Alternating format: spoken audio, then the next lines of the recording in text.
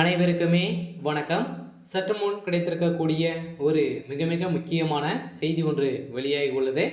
சற்று முன் உதயநிதி ஸ்டாலின் சிறையில் அடைப்பு, நீதிபதி இறுதி தீர்ப்பு, இது மாதிரி பார்த்தீங்கன்னா செய்திகள் வெளியாகிருக்கு.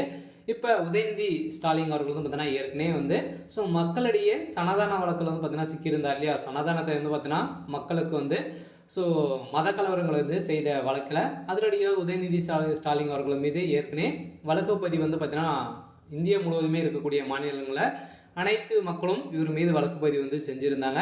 ஸோ இந்த வழக்கின் அடிப்படையில் இப்போ அதிரடியாக பஞ்சாபுடைய சிறையில் அடைக்கப்பட்ட சம்பவம் தான் பார்த்தீங்கன்னா இப்போ அதிர்ச்சியை ஏற்படுத்தியிருக்கு.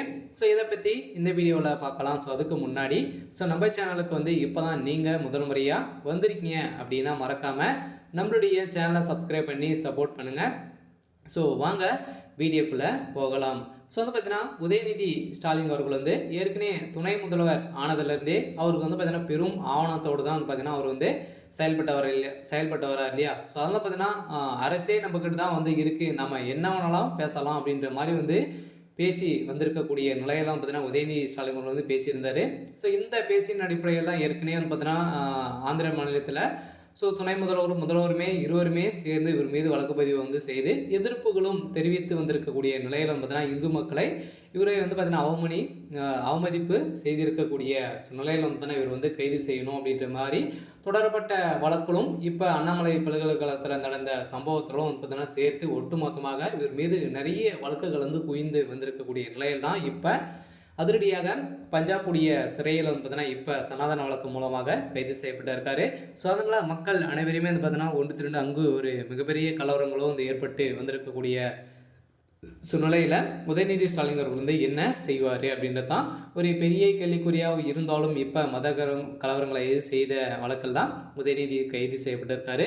இருந்தாலும் இப்போ உதயநிதி ஸ்டாலின் அவர்களுக்கு நிறைய எதிர்ப்புகளும் மக்களிடையே பேர்களும் சட்டத்துக்கு விரோதமாக சட்ட ஒழுங்கை மீறி திமுகவுடைய அரசு நடந்துட்டு வருது அப்படின்ற மாதிரி தான் ஏற்கனவே பார்த்தீங்கன்னா நீதிமன்றமே எச்சரிக்கை விடுத்திருக்கக்கூடிய நிலையில் இதையும் மீறி திமுகவுடைய அரசும் உதயநிதி ஸ்டாலின் அவர்களும் பார்த்தீங்கன்னா திமுகவுடைய அரசை பார்த்தீங்கன்னா நல்லா பயன்படுத்தி கொள்கிறாங்க. நிறைய கொள்ளைகள் அடித்திருக்காங்க அப்படின்ற மாதிரி மீண்டும் வழக்கு பதிவு செய்திருக்கக்கூடிய நிலையிலும் பார்த்தீங்கன்னா இப்போ உதயநிதி கைது செய்யப்பட்டிருக்காரு. இந்த அனைத்து வழக்கையும் ஒட்டுமொத்தமாக இப்போ பஞ்சாபுடைய புழல் சிறையில் மத்திய சிறையில் அடைக்கப்பட்டிருக்கக்கூடிய நிலையில் நீதிமன்றம் மதுரடியை இந்த வழக்கை பார்த்தீங்கன்னா நேற்று விசாரணைக்கு எடுத்துக்கொண்டு இருந்தக்கூடிய நிலையில் இப்போ நீதிபதி ஆனந்த வெங்கடேஷ் அவர்கள் பார்த்தீங்கன்னா இந்த வழக்கில் தீர்ப்பு வழங்கியிருக்கக்கூடிய நிலையில் தான் இப்போ அதிரடியாக உதயநிதி ஸ்டாலின் அவர்கள் கைது செய்யப்பட வர்றாரு அப்படின்ற மாதிரி தான் செய்தி வழியாக இருக்குது. சரி, ஓகே. ஸோ எனக்கான அப்டேட் பார்த்தீங்கன்னா இதுதான். ஸோ மறக்காமல் நம்மளுடைய சேனலை சப்ஸ்கிரைப் பண்ணிக்கோங்க. தேங்க்யூ.